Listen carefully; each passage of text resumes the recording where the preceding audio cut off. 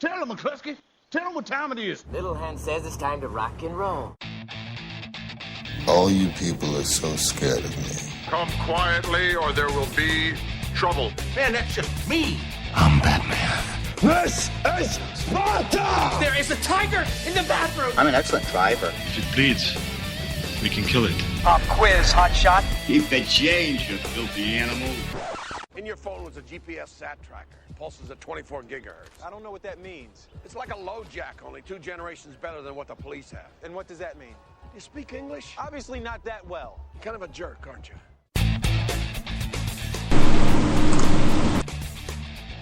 Hello and welcome to this week's Monday Movie Show for June the 10th, 2013. Coming up in this show, we'll have a look at some of the latest releases, some of the latest movie news, and the UK box office top 10. I'm Andy. And I'm Stuart.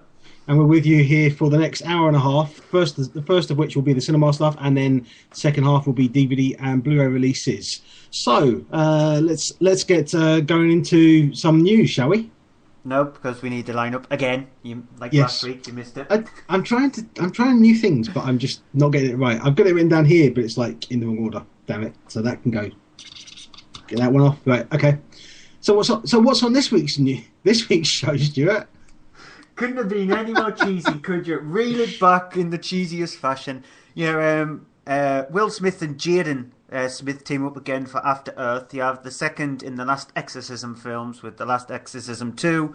Michael Shannon's in The Iceman, and Michael Douglas is in Behind the Cnadelabra, based on Liberace. And I'm glad that we don't have cameras on for Skype because I'm looking as red as the tomato now. So, great start to the show. Now let's get into some movie news. You can go first. Oh, okay. I thought you were going to go first. Kick-Ass star Aaron Taylor-Johnson is rumoured to be in the running for the role of Quicksilver in Joss Whedon's Avengers 2, according to website The Wrap. This lends more likelihood to the character Scarlet Witch also appearing in the movie, as the two characters are brother and sister, and are the children of a well-known villain in the Marvel Universe who goes by the name Magneto. No casting news has yet been announced, though, regarding the Scarlet Witch. Who would you like to play the Scarlet Witch? I don't know. I mean, I was thinking, because the thing is that I was thinking sort of Jessica Chastain might have been good for it, but I think she's now older than if they're going for that age for Aaron Taylor-Johnson. Yeah. I mean, I think maybe even I'd go as far as say maybe Anna Kendrick. She didn't have her hair dyed and go red, but I mean, we've seen weirder things, haven't we? Do you think they would actually go younger and take Chloe Moritz from Kick-Ass along with Aaron Taylor-Johnson and team them both up again? Well, no, I think I'm not entirely sure with these characters. I don't know them that well, but I think they're supposed to be twins, so they'd have to be around about the same age. If that's right, I'm not sure. Anna Kendrick's an interesting choice, actually. It'll be out of her comfort zone a little bit. It'll be, actually, I could see that, Anna Kendrick. Yeah, I mean, obviously she'd need to be red because the Scarlet Witch is a redhead. But yeah, well, that's easy. That's just. I mean, if Emma Stone can go blonde for Amazing Spider-Man, then there's no problem with that. The other piece of news I've got is that Mel Gibson is rumoured to be up for the villain role in Expendables 3. There are also rumours about his possibly directing the movie, but those have since been said to be proved to be false, as Patrick Hughes, director of the 2010 Australian indie thriller Red Hill, has been hired by Lionsgate to get the movie directed, underway and everything, and released in August 15th of next year, so only just over a year away. Yeah, it's our new Star Wars, isn't it? Where we get a week in, week out update on Expendables 3 with new cast and details and new actors joining the cast or whatever. Well, last I heard they were trying to get as well, aren't they? Trying to get Steven Seagal on. He's not on for definite, but they're looking at him and they've spoke to him. Wesley Snipes is on. Yeah. So, I mean, are we going to see some characters not come back? Because they're going to have too many characters again. And Mila Jovovich as well. She was announced last week, the news story that I gave. So, I don't know. I mean, I'm all for it. I like the Expendables film. I know you don't, so I know I'll be reviewing it when it comes out. But I don't mind that. Yeah, Booger, there is no Star Wars news, but there is sort of a Star Wars-esque kind of news. I was just telling this to Andy just before we came on air that J.J. Abrams has spoken about spoken about not having shot a film in digital. He says, "I have not yet shot a movie digitally. Film is the thing I'm most comfortable with. If film were to go away and digital is challenging it, then the standard for the highest, best quality would go away. Also, with all the CGI, it was important for me that it was warm and human and analog as possible," when he was describing when he made Star Trek. So if you look at Star Trek and Star Trek Into Darkness, he's saying he didn't shot them digitally. I'm surprised by that. I have doubts about this statement, to be honest. I really do. I know as well. I know that some sequences for Into Darkness were shot with IMAX cameras because there is an aspect ratio change in the IMAX version. But with the first Star Trek, I didn't think it was shot digitally. I did think it was shot digitally. And I was sure that he had maybe done Mission Impossible 3 digitally. I didn't think he'd done Mission Impossible 3 on film. I'm surprised if that's the case. Yeah, it's like you said, it is really surprising. If he is using film, then Christ. I know I'm pretty sure he'll definitely have shot on digital for television, because he's done episodes of his shows that he's done, like Lost, Fringe, and I mean, not going back to things like Alias, because Alias was back when Alcatraz. Digital was new. But Alcatraz, I don't know if he directed any of Alcatraz. But I know he's directed, like I said, the most recent one I know for definitely he's done some episodes has been Fringe, and I can't imagine those would have been done on film now. Yeah.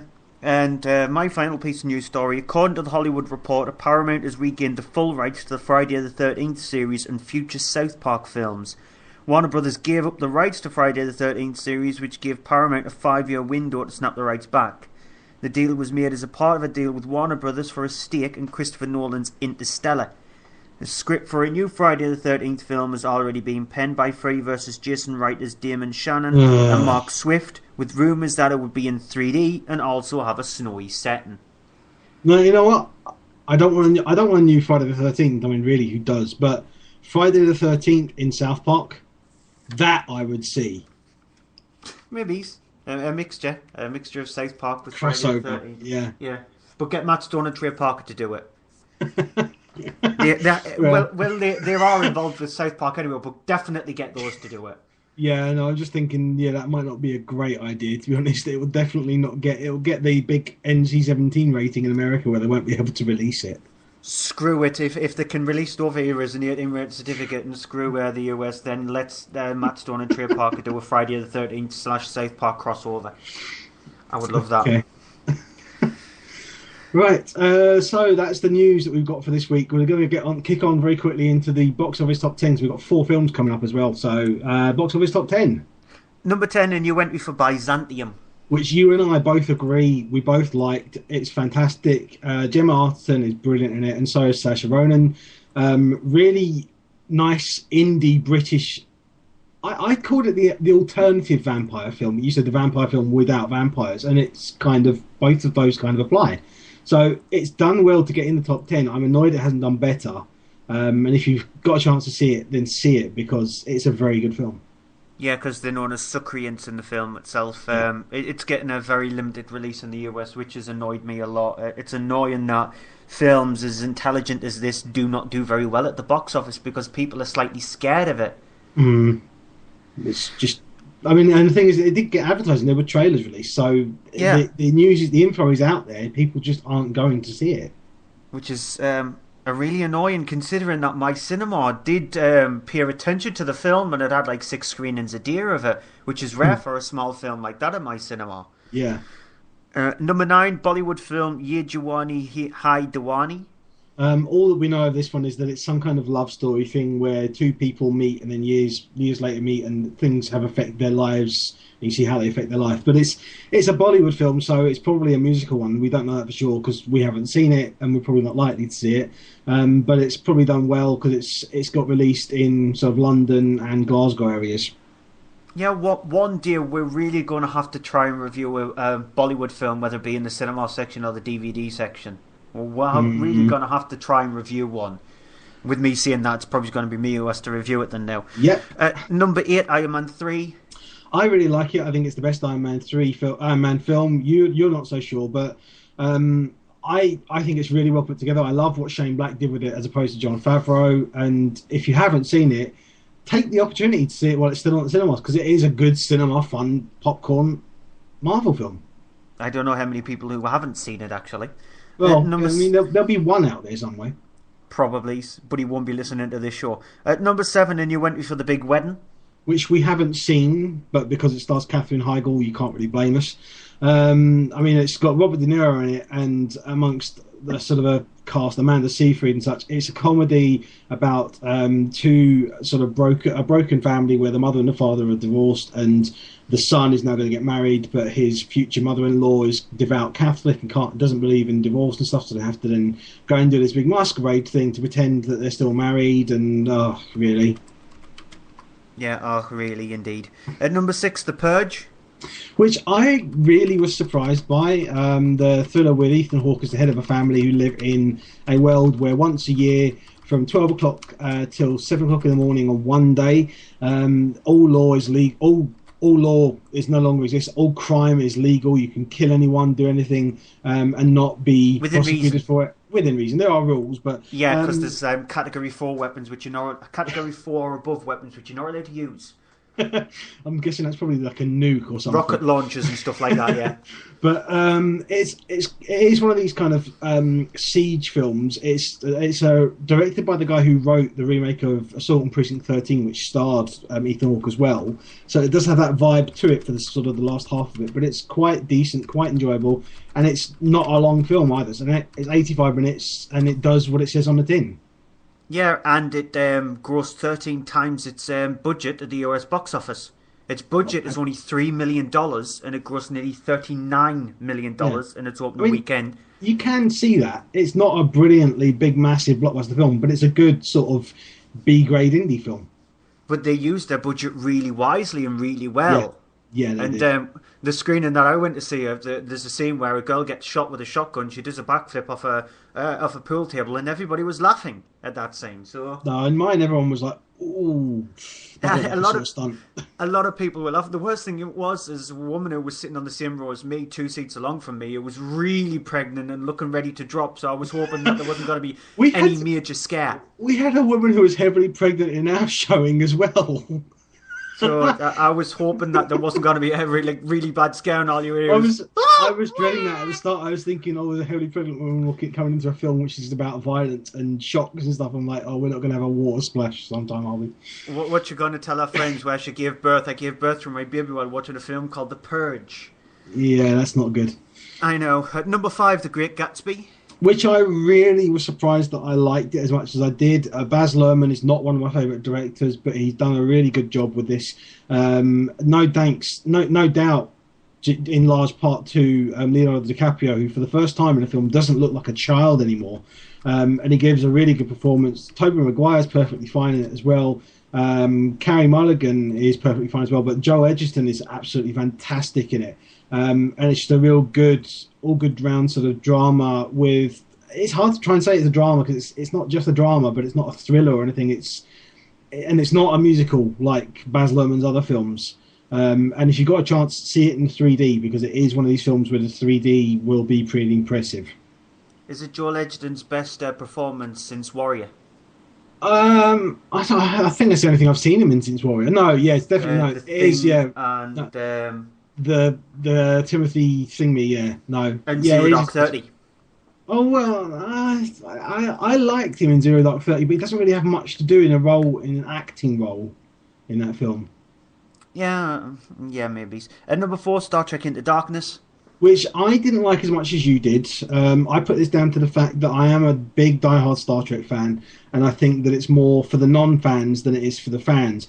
That said, it's enjoyable. It is what it is on. It does what it does on the tin. What it says on the tin on the screen. Big, massive science fiction thing is Star Trek. Benedict Cumberbatch is fantastic in it, as are the rest of the cast. Just some of them get a bit short-changed because of. Basically, they get shortchanged for time and for development of the characters. And there are a few niggles which I won't get into because I will be going on for about an hour then. Yeah, number 3, Epic. I haven't seen this one yet. You'll have to comment on this one. Yeah, it's Fern Gully, but Fern Gully really light. It's not very good at all. It isn't very entertaining. The animation is beautiful to look at times. The voiceover is a bit naff, to be honest. It just seems to be like one of those films which was thrown at the cinema just so it could get a bit of money because the kids were off when it was actually released. So it's not very good. Just actually sit down and watch Fern Gully. And number 2, Fast and Furious 6. Which I really enjoyed. It seems a lot of people do as well. It's not as good as Fast 5. That is the best one in the series. But it is a decent follow-up to it and is enjoyable. And you've got to sort of have a bit of a suspension of disbelief and a belief in extremely long runways. But aside from that, you go into it expecting what you expect from a Fast and Furious film, and it will be fulfilled. Yeah, like... The calculation was done, wasn't it? And the runway was around about 26 miles. 26 miles or something, yeah, I think they worked out. And the longest, I've actually looked at the longest runway in the world is 5 miles. So you're talking about one that's 5 times as long as the longest one that physically does exist. Ridiculous. Just suspend your disbelief. That's the reason why it's taken over $500 million worldwide. You know, nice as well, when you're in the film, when the action scene ends, is basically when they get to the end of the runway as well. It's not just as I said, the coincidences in this film, the number of coincidences in Fast and Furious 6 is monumental. But if you like the series, you'll still enjoy it. I think the guys knew that they were going to do a huge, massive set piece on there, so before they could battle each other, they measured it out. So we know this is going to end here. They could have redone it. They could have easily done it. Plane gets in, plane takes off. Something happens, plane has to turn around and come back and land again. And at number 1, The Hangover Part 3. Which is not as bad as the second one, but it's not as good as the first one. It's not anywhere near as funny as the first one. But it doesn't have any of the crass humour of the second one, apart from a couple of bits, but not like as bad, anywhere near as vomiting-inducing as the second one. Everyone's back, but it just seems like everyone, including the director, is just back for a paycheck, and really there's not much to it. And blink and you'll miss John Goodman as well, so don't really go and see it for him. Yeah. It's rubbish. No? It's rubbish. Yeah. It's not as bad as the second one, but it's still rubbish. Okay, we're just going to have a quick break before we come back to our first of 4 reviews in the cinema section. Hey folks, it's Al the Bald Gamer Dude from Menage a Geek Podcast, and I'm here to ask you, what do you want in a podcast? Is it talking? Is it funny stuff? Is it 2 guys and a girl having a chat? Is it video game news? Is it movie news? Is it TV stuff? Is it just geek all out your ears and into your brain? If it is, then why are you not listening to us? We're on Spreaker, we're on Stitcher, we're on iTunes, we're on Twitter, all Menage a Geek. Menage a Geek. Listen to us. So that is Menage Geek. Feel free to check out their podcast. I think they're supposed to have an episode the other day, but they're waiting to do something with E3, because E3 was a whole thing announced tonight. So they're going to be looking at that. Yeah, and they're supposedly going to have a website up and running. It was supposed to go up at the weekend, but keep an eye out on menagegeek.com, I think it's going to be.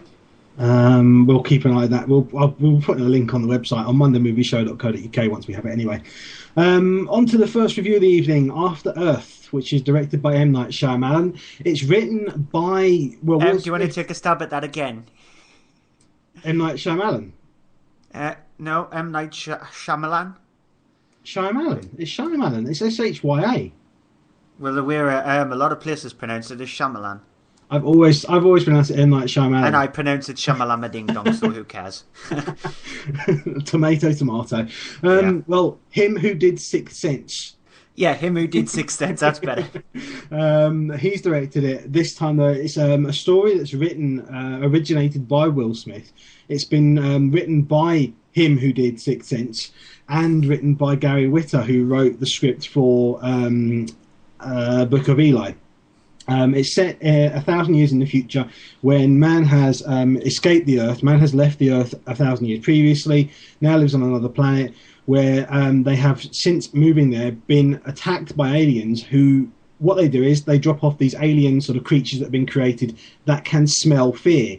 They're blind otherwise, so if you are able to hide your fear and control your fear, they cannot see you, and then hence you are called a ghost. You are ghosting, so you can actually fight off these things without them being able to attack you or see you or anything. Will Smith's character is a big general who is the master ghoster. I'm not making this up. And the whole thing is that he is then about to take a trip, and his son is actually in the sort of the Rangers training school to actually become a ghost and learn how to control his fear. But he is not advanced because he is deemed too emotional, too not in control of his fear, and sort of dropped from that year's school. His father takes him on a journey with him through space to another planet, where they're taking one of these creatures to be tested and used for training. But lo and behold, the ship encounters a meteorite field and ends up crash landing on a planet, which, believe it or not, is Earth. Here's a clip. This is us here. That is the tail, somewhere in this area. It's approximately 100 kilometers from here.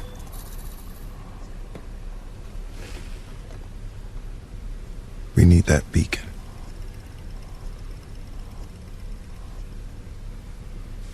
You understand?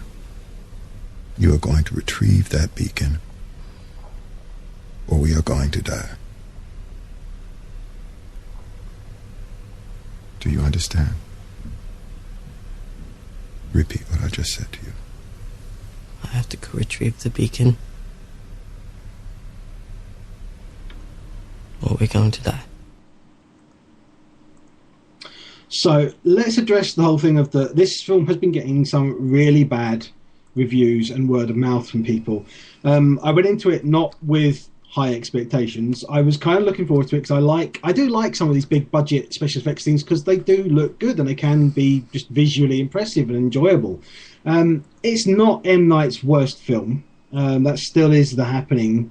And then his next film after that would be The Last Airbender. But it's pretty close to those, unfortunately.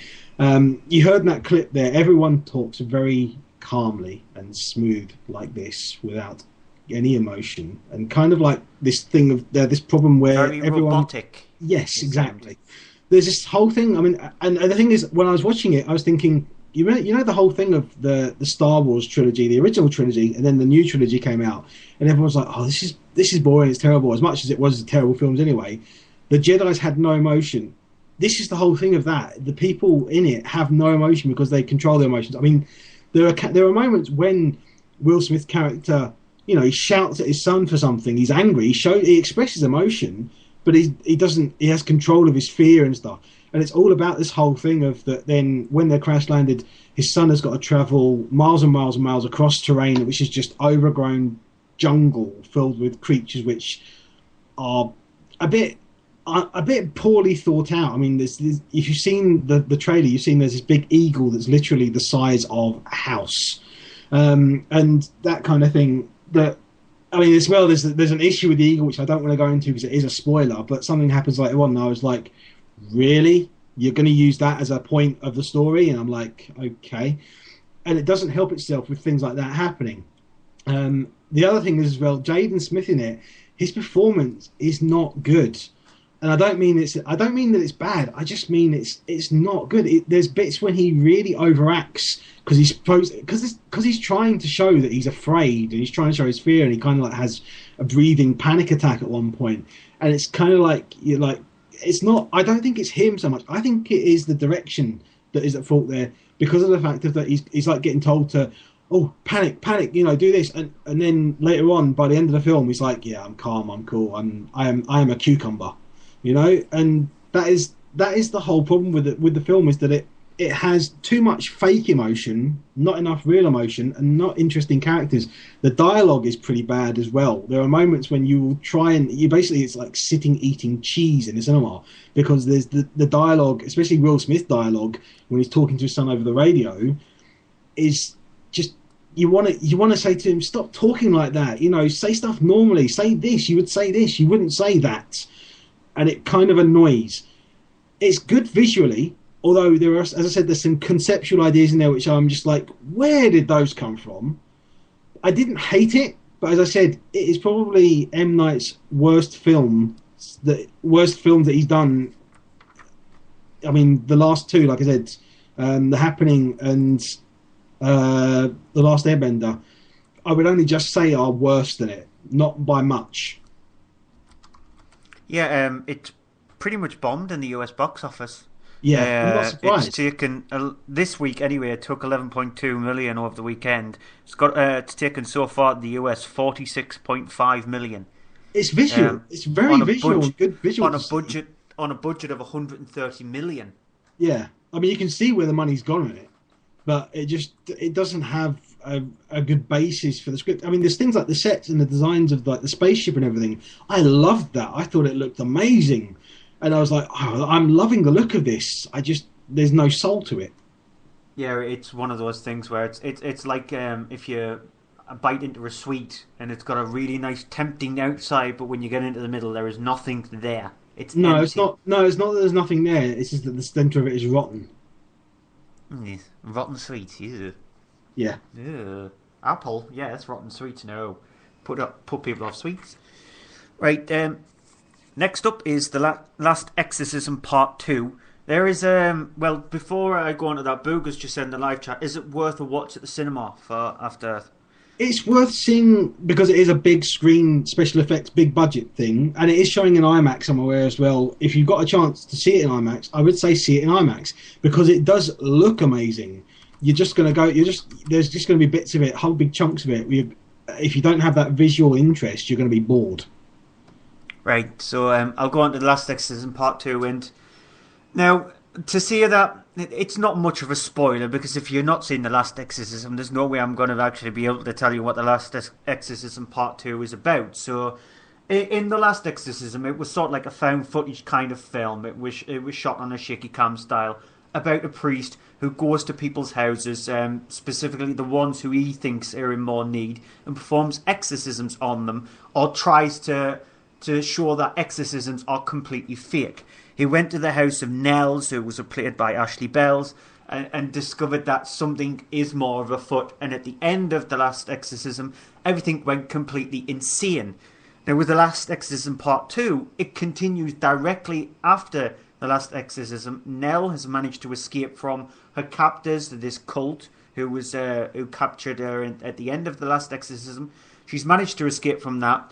She is then put into a home or a place for girls. Here's a clip.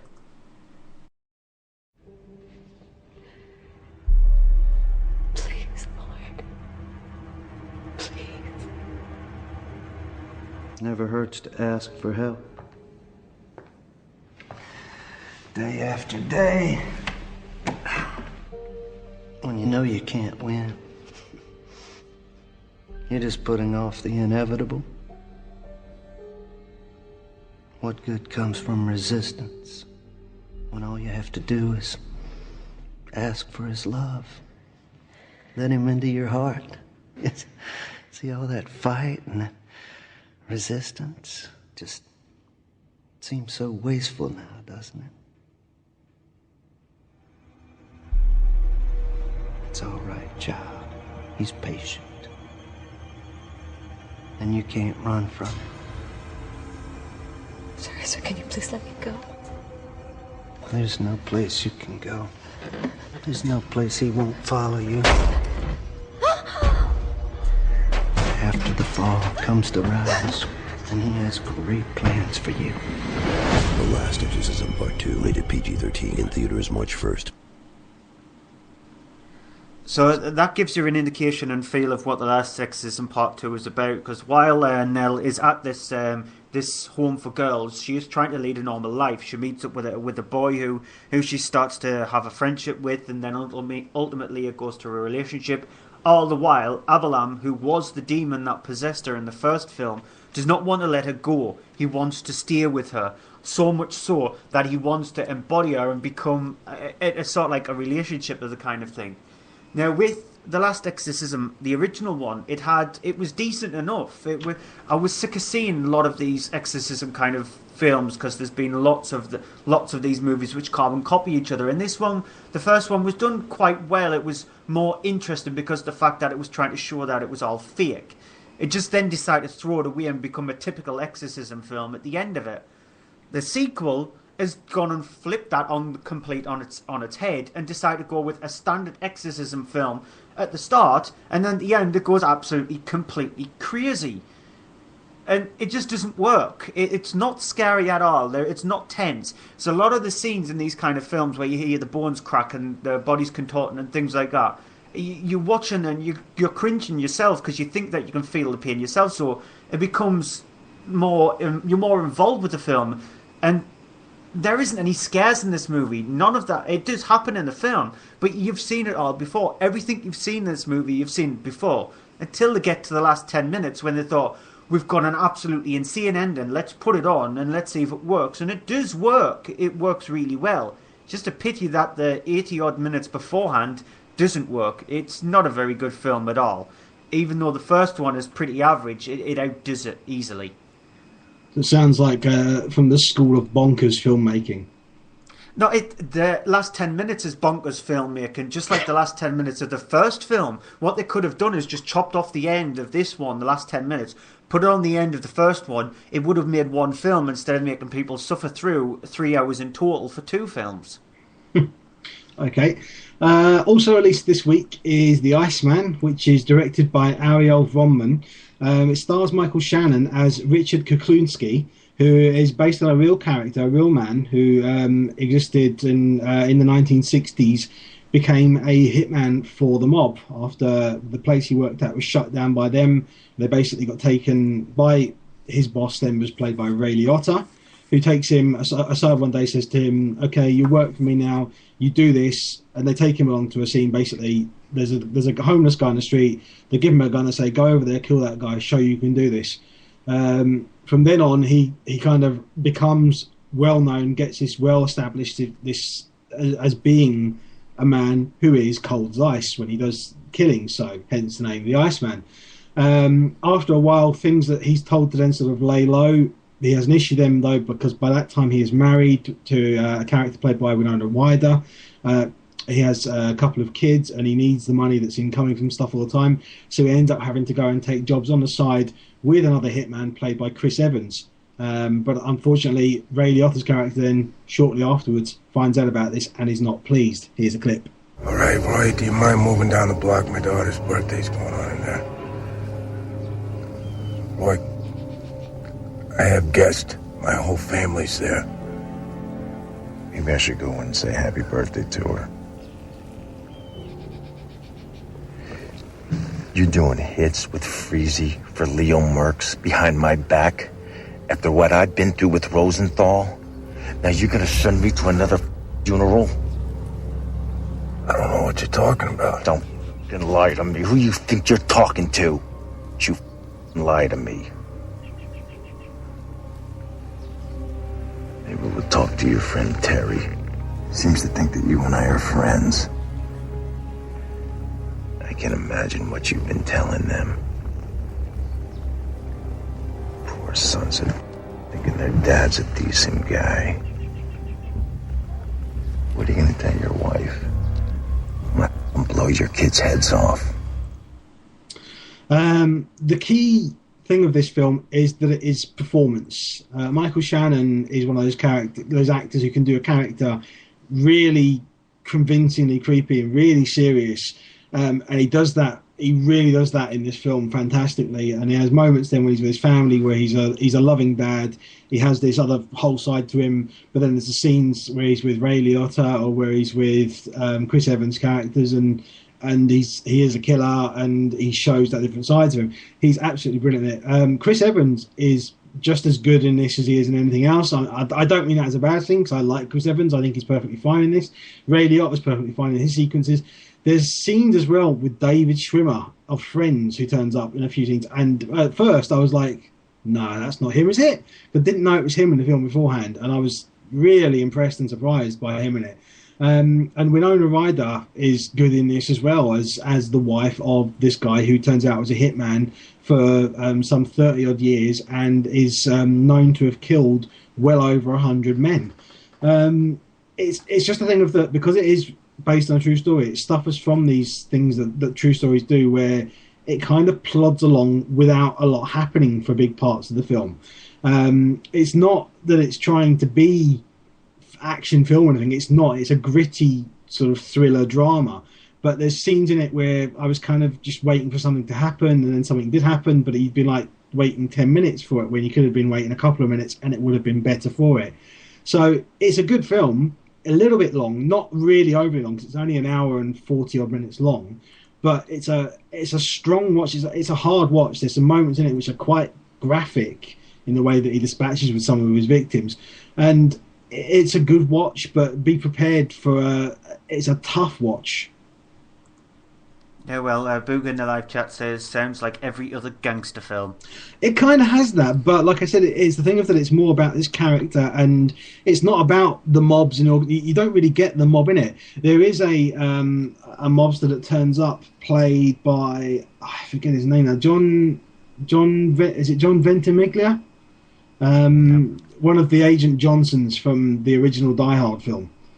It was like a joy to see him again, because I haven't seen him on film for a while. But other than that, it's not really about the mob. It's about him, about Michael Shannon's character, and he's kind of an interesting character to watch. So it's a good acting piece. It's not an action piece. It's not really a thriller. It's more on his character, and that's what I really like about it.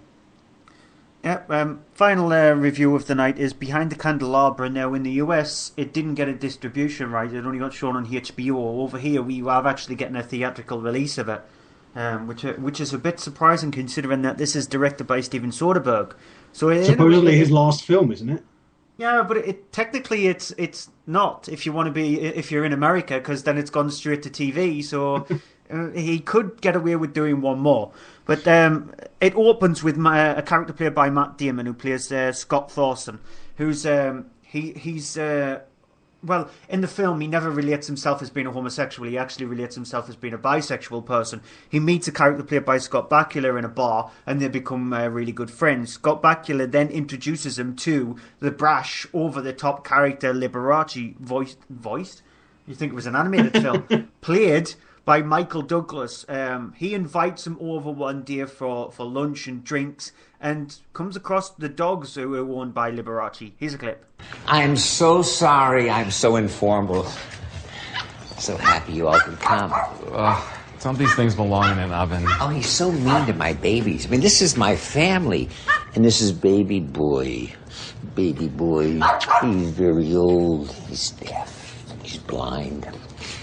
I'm a seeing eye person. I could get something to help clear up his eyes. Scott works with animals. Oh. Well, I worked for a vet, for a while, and we had a lot of poodles with eye problems. Oh, that would be fabulous. No one's been able to help my little baby boy. I hate to see him suffer. I think my favorite review is from San Francisco, when they said Liberace was no Rubinstein. But then Rubinstein is no Liberace. Oh, this is my houseboy, Carlucci. He rules the roost around here. Thank you. Pig. What? And so Scott establishes a relationship with Liberace. They become even more close. Liberace then turns around to Scott and says, "Why don't you work for me?" And then a relationship fully starts, and they do become proper lovers over the time. Liberace, if you know his character, he was very flamboyant. He was known for playing the piano brilliantly well, but he never actually admitted to the fact that he was homosexual. He always, people always thought, well, he gave the impression that he was going out with lots of women. He would always says that he was going out with lots of women, when in fact he was actually gay. And Scott Thorson, who was his main lover, even though Liberace teetered around with other people, he always said that he was bisexual because he didn't think that the gay lifestyle was for him. He preferred women as well. There is a scene in the film which it features Rob Lowe, and Liberace wants Scott to look like him, a hell of a lot like him. And like I said, the film plays out where they both establish a relationship, but it does break down of sorts.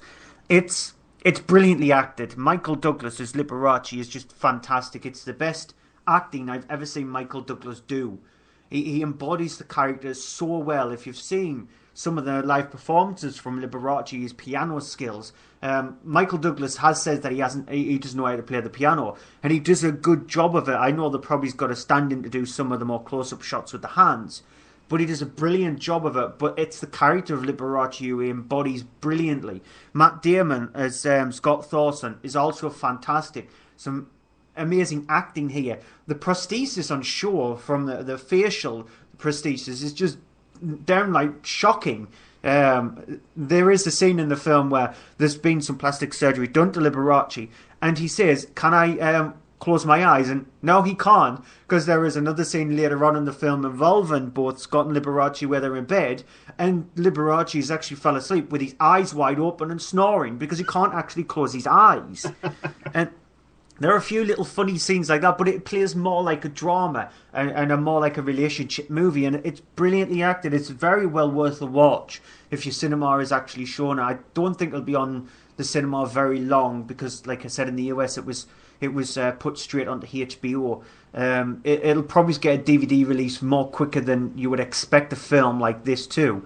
But I would actually watch it. There are a few scenes in the movie which will shock straight people who sort of like, if you've got slight homophobic tendencies, then stay away from the movie, because there is a few descriptions of sexual acts, and there's a couple of sexual acts in the film which might actually shock you. But take that out of your mind and treat it more like a relationship piece and more like a drama and more like an acting film. Then you'll really enjoy the relationship between them and the way it actually plays out and the flamboyance of the characters, because you can't believe people live their lifestyle like this in the 70s and early 80s. It's a very well made film, and again, it's Steven Soderbergh at his best when he's not throwing tons of actors at the screen. I'm kind of wanting to see this. I was going to try and see it the same day I saw Iceman, but just after Iceman, I was kind of exhausted. So I'm kind of glad I didn't see it, because I think I wouldn't have got as much out of it as I will when I finally do see it. It plays more better as a home viewing than it would be at a big screen viewing. I can see why HBO threw it straight onto television. I think it'll suit more better for home viewing than the big screen. It'll play out much better. Okay. Well, that's it for this week's cinema section. Hang around on Spreaker. I think what it was then. We'll be back in just a moment with our DVD and Blu-ray roundup for the week.